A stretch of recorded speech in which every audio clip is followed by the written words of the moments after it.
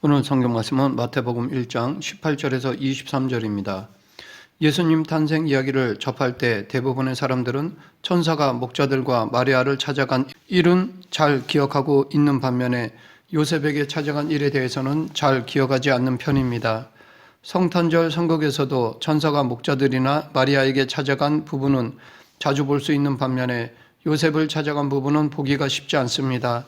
하지만 이 사건은 마태복음에 나와 있습니다. 여기서 우리는 예수님이 하나님이자 인간이시며 우리와 함께 계시는 분임을 알 수 있습니다. 이것은 예수님이 그저 위대한 스승이나 심지어 천사와 같은 존재가 아니라 신, 곧 하나님 자신이라는 것입니다. 본문 20절에서 천사가 요셉에게 말했듯이 마리아의 태에서 자라난 생명은 인간에게서 온 것이 아니라 하늘 아버지에게서 왔습니다. 그러했기에 요셉은 자신이 단지 형식적인 의미에서만 예수님의 아버지임을 깨달았습니다. 예수님은 성령으로 잉태하셨기에 예수님의 진짜 아버지는 하나님이십니다. 천사가 전해준 이야기를 들은 요셉은 엄청 혼란스러웠을 것입니다. 어쩌면 그동안 하나님에 대한 고정관념이 무너지는 순간이었을 것입니다. 예수님의 정체를 가장 직설적으로 진술한 곳이 마태복음 1장 23절입니다. 마태는 이사야 7장 14절을 인용하여 처녀가 잉태하여 아들을 낳을 것이요 그의 이름은 임마누엘이라 하리라 라고 말한 뒤 하나님이 우리와 함께 계시다라는 뜻풀이를 덧붙였습니다. 유대인 종교 지도자들과 학자들은 이 이사야의 예언을 안 지 수세기가 지났지만 이를 문자 그대로 받아들여야 한다는 것은 생각하지 못하였습니다. 그들에게 이 예언은 장차 올 어떤 위대한 지도자의 사역을 통해 하나님이 비유적으로 그 백성과 함께 계신다는 것으로 받아들였던 것입니다. 당시 종교 지도자들은 율법에 대해서는 문자적으로 받아들였지만 메시아에 대한 예언은 비유적으로 받아들였습니다. 이것으로 인해 정작 그들은 예수님, 즉 성자 하나님으로부터 책망을 받았습니다. 말씀 그대로 받아들여야 할 것은 비유적으로 받아들이고 말씀의 의미를 받아들여야 할 것은 문자적으로 받아들여 오히려 하나님의 뜻을 거슬렀습니다. 이것은 지금 우리들도 주의해야 할 것입니다. 이 약속은 비유가 아니라 문자 그대로 성취되었습니다. 마리아의 태에서 자라난 생명은 하나님이 친히 행하신 기적이었기 때문에 예수 그리스도는 우리와 함께 계시는 하나님이십니다. 마태는 유대인이었고 그러했기에 당연히 히브리 성경에 정통했을 것입니다. 이 진술은 그러하기에 더 충격적이라 할 수 있습니다. 유대 민족은 하나님관이 특이해서 인간이 하나님일 수 있다는 개념에 대해서 요셉도 그랬던 것처럼 도저히 이해할 수 없었을 것입니다. 동양에서 믿는 신은 만물에 깃든 비인격적인 힘이었기에 그들에게 어떤 인간을 신의 현현이라고 하는 것은 모순이 아닙니다. 반면에 서양에서 믿는 신은 전능하지 않은 당시의 다양한 인격 신들을 믿었고 그 신들은 어떤 목적에 따라 인간으로 변장하기도 하였다고 믿었습니다. 그래서 그리스인과 로마인들에게는 헤르메스나 제우스가 신분을 감추고 특이한 사람의 모습으로 이 세상에 올 수도 있다고 믿었습니다. 그러했기에 바울과 바나바가 로마의 통치를 받던 루스드라에서 걷지 못한 자를 고치고 복음을 전할 때 사람들이 바나바를 제우스로 바울을 헤르메스로 믿었던 것입니다. 그러나 유대인들이 믿던 하나님은 인격을 갖춘 신이요 동시에 무한하신 분이셨습니다. 하나님은 우주 속에 깃든 존재가 아니라 우주를 존재하게 하신 근원이자 우주를 초월하시는 분이셨습니다. 히브리 세계관은 인간이 하나님일 수도 있다는 개념을 철저히 배격합니다. 유대인들은 하나님의 본명인 야훼라는 이름을 입에 담거나 글로 쓰지도 않았습니다. 그런데 예수 그리스도는 자신의 삶과 죽음과 부활을 통해 이 메시아에 대한 확신을 심어주셨습니다. 자신이 하나님을 찾는 법을 알려주는 선지자 정도가 아니라 우리를 찾으러 오신 하나님 자신이라고 밝히셨습니다. 마태만이 아니라 사도 요한에 따르면 예수 그리스도는 말씀이십니다. 피조물이 그분을 통해 지어졌으며 이 말씀은 곧 하나님이십니다. 유대인이며 바리새인이었던 바울은 예수님 안에 신성의 모든 충만이 육체로 거하신다라고 하였습니다. 예수님은 신성의 3분의 1이나 절반이나 일부가 아니라 전부였습니다. 역시 유대인이던 사도 베드로도 우리 하나님과 구주 예수 그리스도의 의를 힘입어 라고 하였습니다. 이처럼 예수 그리스도는 우리의 하나님이십니다. 예수님께서 친히 신으로서의 정체성을 보이지 않으셨다면 이 마태의 견해는 큰 의미가 없을 것입니다. 그러나 예수님은 자신이 하나님이심을 밝히셨습니다. 복음서 전체에서 예수님은 늘 죄를 용서하셨는데 이는 하나님만이 하실 수 있는 것입니다. 내가 다시 와서 이 땅을 심판하리라 라는 주장도 여러 번 하셨는데 이 역시 하나님만이 하실 수 있는 일이었습니다. 또한 예수님은 하나님 아버지와 대등한 지식을 당신도 가졌다고 주장하셨습니다. 한 번은 아브라함이 나기 전부터 내가 있느니라 라고 말씀하신 적도 있으십니다. 하나님의 이름으로 자신을 칭하신 것입니다. 유대인인 예수 그리스도께서 여러 모양으로 내가 곧 하나님이다 라고 말씀하셨고 그러자 많은 사람들이 예수님을 믿고 경배하였습니다. 이렇듯 예수님은 자신이 하나님이라고 주장하셨습니다. 그러하기에 한편에서는 기독교 최고의 기적은 부활이 아니라 성자 하나님이 성육신하신 것이라고 주장하기도 합니다. 시작점이 없으신 전능하신 하나님이 인간의 속성을 입으시고도 신성을 잃지 않으셨습니다. 그래서 나사렛 요셉의 아들 예수님은 온전한 신이시며 또한 온전한 인간이십니다. 기독교에서 선포하는 모든 내용 가운데 이것이야말로 가장 기이한 것입니다. 그런데 이 예수님이 하나님이시라는 주장은 지적 난제로 다가올 뿐 아니라 예수님을 대하는 각 사람들의 영혼에 위기를 불러일으킵니다. 위기란 사건의 흐름 중 한 고비로서 이후의 모든 일을 더 좋거나 나쁜 쪽으로 결정짓는 시점을 말하는데 이 예수 그리스도가 하나님이시다라는 주장이 바로 이에 해당하였습니다. 복음서에서 예수님의 행동을 보면 언제나 예수님은 사람들을 움직이게 만드십니다. 어디를 가시든 낡은 틀을 깨뜨리시고 사람들을 새로운 방향으로 이끄십니다. 또한 예수님은 극단적 반응을 불러일으키십니다. 어떤 사람은 그분께 심하게 격분하여 낭떠러지에서 밀어 죽이려고까지 하였습니다. 또한 어떤 사람은 너무 무서워서 나를 떠나소서라고 부르짖기도 하였습니다. 그런가 하면 예수님 앞에 엎드려 경배하는 사람들도 있었습니다. 이렇게 다양한 반응이 일어나는 것은 당신의 정체성에 대한 예수님의 주장 때문입니다. 왜냐하면 예수님의 주장이 옳다면 모든 삶의 중심을 예수님께 두어야 하고 예수님의 주장이 틀렸다면 예수님을 혐오하거나 기피해야 하기 때문입니다. 이외의 다른 반응은 있을 수 없기 때문입니다. 그러하기에 예수님은 하나님이시거나 아니거나 둘 중 하나이며 따라서 무한히 경이롭거나 완전히 미쳤거나 둘 중 하나입니다. 그런데 현대사회에는 말로만 예수님을 믿는 사람들이 있습니다. 그들은 예수님이 누구인지 안다고 말하지만 삶이 근본적으로 바뀌지 않았습니다. 영혼의 위기도 지속적인 삶의 변화도 없습니다. 이것은 자신들의 주장과 반대로 그들은 예수님이 우리와 함께 계시는 하나님이라는 의미를 제대로 깨닫지 못했다는 것입니다. 이 예수님이 하나님이시라는 사실은 또한 우리에게 최고의 소망을 줍니다.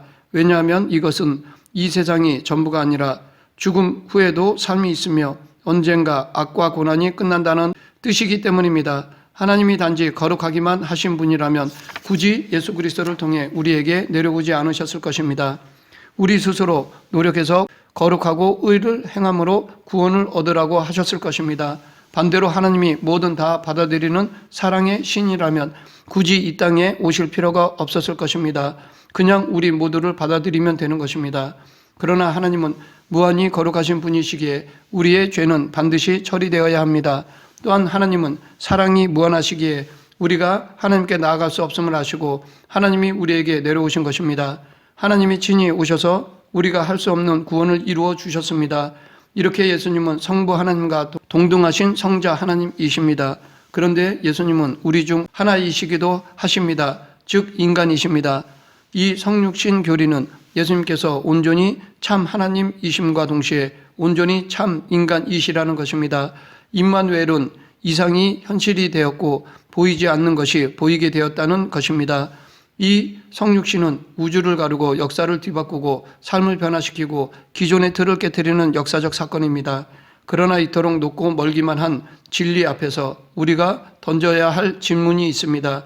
그것은 하나님이 온전한 인간이 되셨기에 우리가 실제로 살아가는 방식은 어떻게 달라지는가입니다. 그리스도인들은 빌립보서 2장 5절부터 11절을 역사적으로 이런 가르침으로 이해해 왔습니다. 즉 하나님의 아들은 인간이 되실 때 신성을 잃지 않고 여전히 하나님이셨으나 자신의 영광 곧 신으로서의 특권을 버리셨습니다.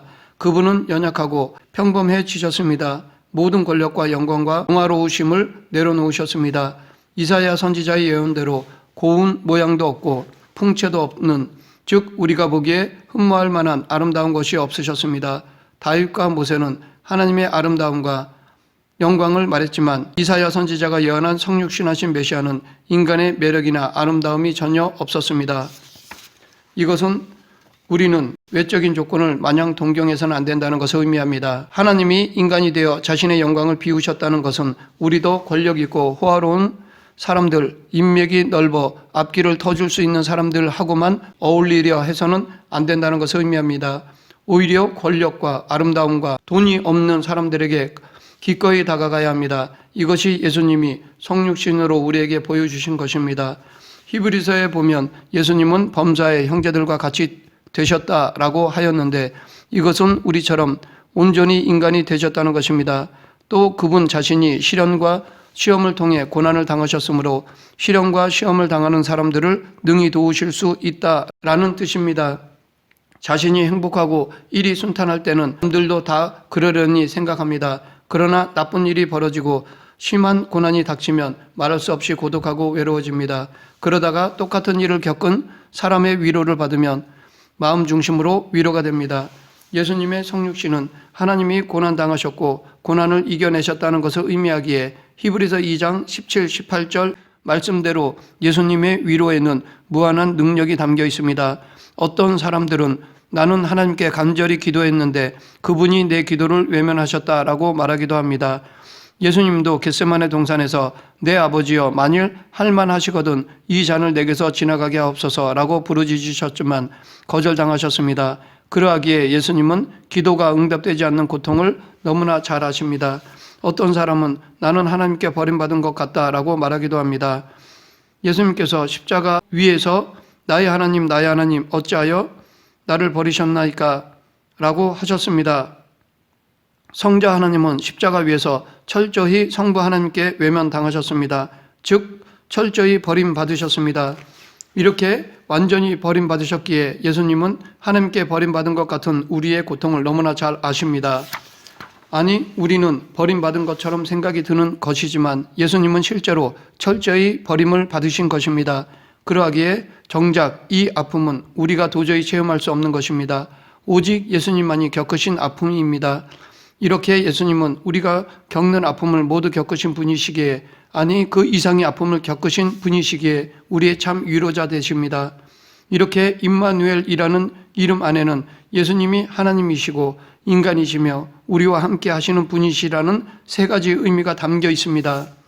솔직히 하나님의 아들이 인간이 되어 그냥 우리 가운데 잠시 계시다가 여러 가르침을 남기고 떠나셨다고 해도 얼마든지 경이로운 일일 것입니다. 그런데 그분의 은혜는 그보다 더 큽니다. 마가복음에서 예수님이 12제자를 택하여 세우신 이유 중에 하나를 자기와 함께 있게 하기 위해서라고 밝히셨습니다. 예수님과 함께 있다는 것은 우리가 예수님의 임재 안에서 그분과 대화하고 그분께 배우며 매 순간 그분의 위로를 받는다는 뜻입니다. 성육신의 목적은 하나님과 관계를 맺기 위해서입니다. 형언할 수 없고 가까이 할 수 없는 하나님이 예수님을 통해 인간이 되셨습니다. 즉 우리가 알고 사랑할 수 있는 대상이 되셨습니다. 구약에 보면 사람이 하나님께 접근하는 것은 두려움을 넘어 죽음이었습니다. 그래서 모세가 하나님의 얼굴을 보여달라고 할 때 당신의 등만 보여주신 것이었습니다. 그런데도 모세의 얼굴이 어찌나 눈부신 광채를 발하던지 백성들은 그를 쳐다볼 수 없었습니다. 하나님은 그 정도로 크고 놀라우시며 우리가 접근할 수 없는 분이십니다. 그런 하나님이 아기의 모습으로 오셨습니다. 왜냐하면 우리를 심판하러 오신 것이 아니라 우리를 위해 심판을 받으러 오셨기 때문입니다. 그분은 우리의 죄값을 치르고 인류와 하나님 사이에 장벽을 허물기 위해 오신 것입니다. 이렇게 성자 하나님이 성육신 하신 것은 우리에게 하나님의 존재를 알리는 것만이 아니라 하나님이 우리에게 오시는 데 있습니다. 예수님은 말 그대로 하늘과 땅을 가르고 지극히 높은 몸을 낮추어 한없이 낮은 우리 곁에 오셨습니다. 그러하기에 우리가 예수님과 함께 하려면 모든 친밀한 관계와 마찬가지로 예수님과도 꾸준하고 솔직하게 사랑으로 소통해야 합니다. 내 할 말만 기도하고 마는 것이 아니라 하나님과 진정으로 교제하는 기도를 해야 합니다. 마음과 삶에 하나님의 임재가 느껴져야 합니다. 우리는 시편 27편, 63편, 84편, 131편에서 이런 기도를 찾아볼 수가 있습니다. 또한 우리는 친밀한 관계를 위해 성경을 깊이 알아야 합니다. 성경을 읽고 이해하고 묵상해야 합니다. 성경을 영의 양식으로 삼아야 합니다. 우리는 시편 1편, 191편에서 이런 삶을 찾아볼 수 있습니다. 여기에 더하여 우리는 예수님과의 친밀한 관계를 갖기 위해서는 용기가 필요합니다. 천사의 통보가 요셉에게 어떤 의미였는지 우리는 간과해서는 안 됩니다. 당시 요셉은 천사의 통보를 받고 마리아를 아내로 받아들였지만 그가 감당해야 할 일은 만만치 않은 것이었습니다. 체면과 명예를 중시하던 당시로서 요셉의 주변 사람들이 아기의 출생 시기가 결혼 후 10달 만이 아님을 알게 되면 마리아가 이미 임신한 상태였다는 것이 들통이 날 것입니다. 이것은 요셉의 수치와 사회적 배척과 거부를 당할 수 있는 여지가 있는 것이었습니다. 이뿐 아니라 요셉은 아기 예수로 말미암아 목숨까지 위태로워졌습니다. 하지만 요셉은 이 모든 정신적 육체적 고통과 위협을 감수하는 용기가 있었습니다. 우리도 그리스도인으로서 예수님을 믿음으로 말미암아 오는 고통과 순환에 대한 용기가 필요합니다. 말씀을 맺겠습니다. 예수님은 하나님이십니다. 우리를 구원하고자 이 세상에 오신 성자 하나님이십니다. 그러하기에 우리는 그 성자 하나님을 믿고 따름으로 구원을 얻을 수 있습니다. 이 땅에 오신 성자 하나님을 묵상하며 감사하는 저와 여러분이 되길 간절히 축원합니다. 기도하겠습니다. 사랑과 은혜가 풍성하신 하나님 아버지, 예수님을 이 땅에 보내주셔서 죽을 수밖에 없는 저희들을 구원해 주심을 감사합니다. 예수님을 믿고 따름으로 구원받은 자로서 합당한 삶을 살아가는 성도가 되게 하여 주시옵소서. 예수님 이름으로 기도드립니다. 아멘.